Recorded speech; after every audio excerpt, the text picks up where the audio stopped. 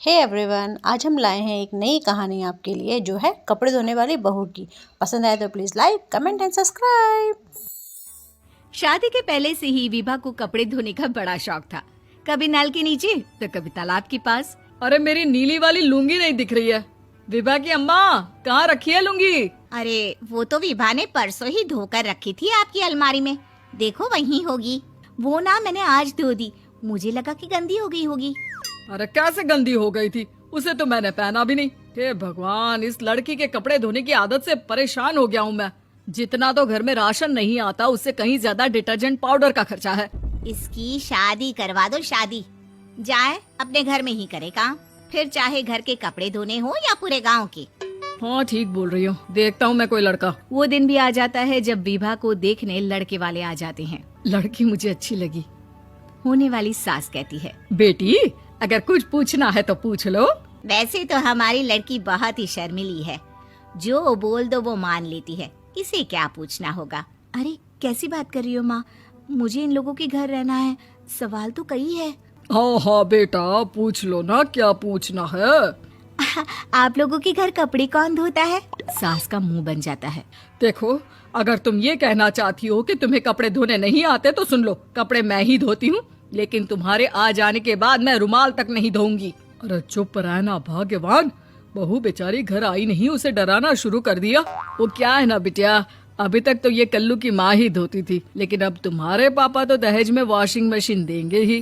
तभी विभा की माँ बोल पड़ती है, सवाल भी पूछा तो क्या। वैसे भाई साहब, मशीन की तो फिर भी कपड़े धोने की कैपेसिटी होती है। मतलब जो बिटिया दे रहे हैं ना विभा, इसे कपड़े धोने का बहुत शौक है। ये आप लोगों के क्या, आस पड़ोस गांव मोहल्ले सबके कपड़े धो दे और उफ तक ना करे। बाहर देखा नहीं आपने कितने कपड़े सूख रहे हैं? सब हमारी बिटिया ने ही तो धोए हैं। बस भी करो ना माँ, शर्म आ रही इतनी तारीफ सुनकर। और तो और एक दाग निकाल कर दिखाओ तो मान जाओ। हाँ अच्छा, माफ करना बेटा, मैंने गलत समझा। हमें तो रिश्ता बहुत पसंद है। और ऐसे जुड़ जाता है रिश्ता कपड़े धोने का शौक रखने वाली विभा का। उसकी शादी हो जाती है कोयला फैक्ट्री में काम करने वाले कल्लू के साथ। शादी के बाद अचानक विभा चिल्लाती हुई सास के पास आती है। सासू माँ, अरे सासू माँ कहाँ है आप? ये तो धोखा है, धोखा दिया आप लोगों ने मुझे। इसे ससुर के चक्कर के बारे में पता चल गया। अरे तो उसमें तुझे क्यों धोखा मिला है? अरे नल में पानी नहीं आता, कपड़े कैसे कब धुलेंगे?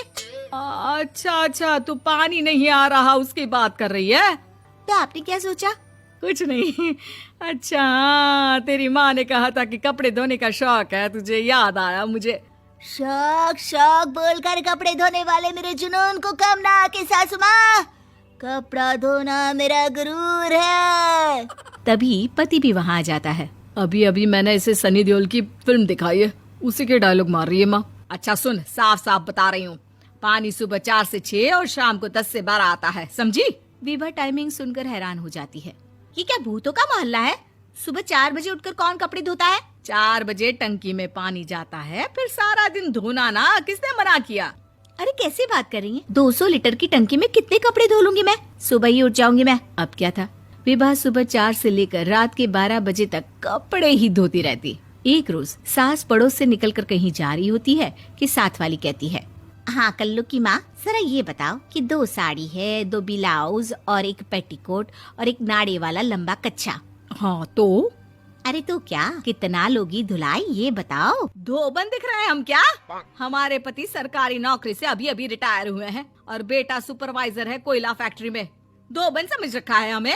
हाय रे कल्लू की अम्मा, माफ कर दो। वो तो मोहल्ले में यही सब बता रहे थे कि तुमने बहू को कपड़ा धुलवाने के काम में लगा दिया है। सास को पड़ोसन की बात सुनकर गुस्सा आ जाता है। वो घर पहुंचती है जहां घर के बाहर ही इतने सारे कपड़े सूख रहे होते हैं जितने कि किसी धोबन के घर पर। अरे ओ कल्लू की दुल्हन, बाहर निकल। माँ जी यहीं आ जाओ, बाथरूम में चादर धो रहे हैं हम। अरे अभी हम धोते हैं, तुमको बाहर निकलो। ये आस पड़ोस वाले बोल रहे हैं कि हम बहू से कपड़े धुलवा कर उसे कपड़ा धोने वाली बना दिए हैं। अरे छोड़ो ना माँ जी, किन लोगों की बातों में आती हो? आस पास के लोगों का तो काम ही होता है कि वो किसी तरह सास बहू को लड़ा दे। बहू सारे घर के कपड़े धोती है, ये क्या कम है? बोलिए। सास को भी लग जाता है कि वो बहू का ये सनकीपन नहीं छुड़वा सकती, इससे अच्छा है कि खुद ही चुप हो जाए। एक रोज सास और बहू मंदिर जाते हैं, जहाँ सास की साड़ी वहाँ खड़ी भीख मांगने वाली से मिलती है। माँ जी क्या बात है, आपकी साड़ी उस भिखारन से कितनी मिल रही है ना? हाँ हाँ देखो तो दोनों की साड़ी मिल रही है। क्या बात है कल्लू की अम्मा, तुम खुद को तो अफसर की बीवी बताती हो और ऐसी सिंपल सी प्लेन साड़ी पहनकर घूमती हो। सिंपल और प्लेन नहीं है ये साड़ी। तो क्या सोने के धागे से फूल बने हैं? कुछ भी सासू माँ, कुछ भी। हाँ बने थे इस साड़ी में सोने के धागे से फूल। मेरे पति लेकर आए थे मद्रास से स्पेशली मेरे लिए 10,000 की। ताहे भाई साहब इस भिखारन के लिए भी सेम टू सेम साड़ी लेकर आए होंगे 10,000 की। सास उस वक्त तो कुछ नहीं कहती, लेकिन बहू के साथ घर आती है और अलमारी से एल्बम निकाल कर लाती है। ये साड़ी देख रही है, ये वही साड़ी है जिसे मैंने अभी पहना था। इस साड़ी में ये जो चमकदार फूल दिख रहे हैं ना, ये सोने के धागों से काटे गए हैं। लेकिन तू लोकल वॉशिंग मशीन ब्रश से घिस घिस कर सारे फूलों को निकाल कर साड़ी प्लेन कर दी। मुझे माफ कर दीजिए सासू माँ। और तो और, जब मैंने तुझे तेरी गलती के लिए कुछ नहीं कहा, लेकिन तूने तो सबके सामने मेरा मजाक ही बना दिया। क्यों? बहू को समझ में आ जाता है कि अब से उसका कपड़े धोना बंद। हे एवरीवन, आशा करती हूँ कि आपको ये कहानी अच्छी लगी हो। क्या होता है कई बार हम सब लोग अपने घर में ऐसे जिस काम को पसंद करते हैं वो काम में पूरी जी जान लगा देते हैं, लेकिन हम भूल जाते हैं कि उसका नतीजा क्या होगा। कभी भी हम जो काम पसंद करते हैं उसके नतीजे का हमेशा ध्यान रखना चाहिए। इस कहानी से हमें ये सीख मिलती है। जो बहू थी उसको कपड़े धोना पसंद था, लेकिन वो ये भूल गई जब कपड़ा गंदा ही नहीं उसे धो के क्या फ़ायदा। तो ऐसी अगर और भी मज़ेदार सी कहानियाँ सुननी है तो हमारे चैनल को लाइक करें, सब्सक्राइब करें। ये जो लाल बटन है, रेड बटन को दबाना मत भूलिएगा। और आप कहाँ से देख रहे हैं हमारी स्टोरी को, प्लीज़ कमेंट में ज़रूर बताइएगा। Have a great day ahead. God bless you all.